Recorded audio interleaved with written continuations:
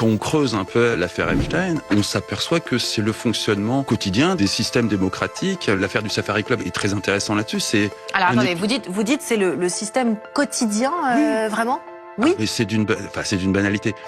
C'est-à-dire mêler pouvoir, sexe, agent, criminalité, pour vous, c'est banal? C'est absolument banal.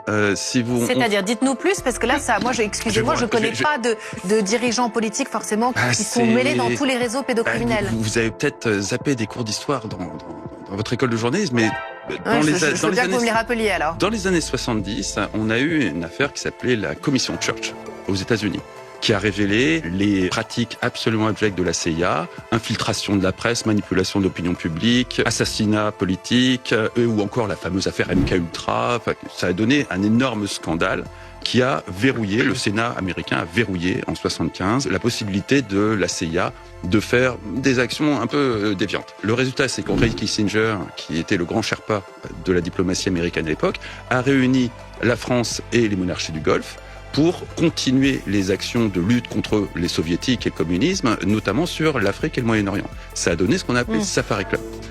Se sont joints à cette alliance entre les Saoudiens et les Français les services de l'Iran, du Shah, les services de l'Égypte de Sadat et les services marocains de Hassan II.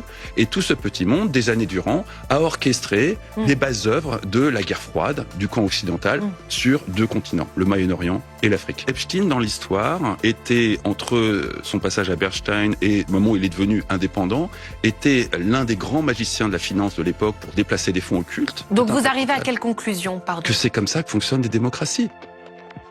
À moins qu'on soit devenu blanc comme neige depuis cette époque. Alors, on va écouter Aude Loriot vous répondre. Là, on parle aussi de pédocriminalité. Mais on s'en fout, c'est un détail. Mais c'est pas un détail du tout. On ne peut pas dire ça sur un plateau de télévision. C'est pas du tout un détail. Géopolitique de ce que ça révèle. Excusez-moi, des dizaines et des milliers de victimes dont on retire le passeport et qui sont violées, c'est pas un détail de l'histoire. Si, c'est un arbre qui cache la forêt. Alors, le réel problème qui pose problème aux démocraties, c'est le fonctionnement interne dans lequel ces filles sont juste une façon de faire du business. À l'époque du Safari Club, les jeunes filles étaient dans l'apanage du fameux Adnan Khashoggi, l'oncle de Jamal Khashoggi, qui était le grand chef d'orchestre de tout ça et qui donnait des fêtes prestigieuses. Alors, effectivement, déjà que les Français ont tendance à être un peu complotistes en ce moment. Mais c'est pas du complotisme. Il y a une douzaine de bouquins qui parlent de ça. Des bouquins écrits par des confrères à vous, comme Christine Ockrent, dans les années 80, qui a recueilli les mémoires du patron des renseignements français de l'époque.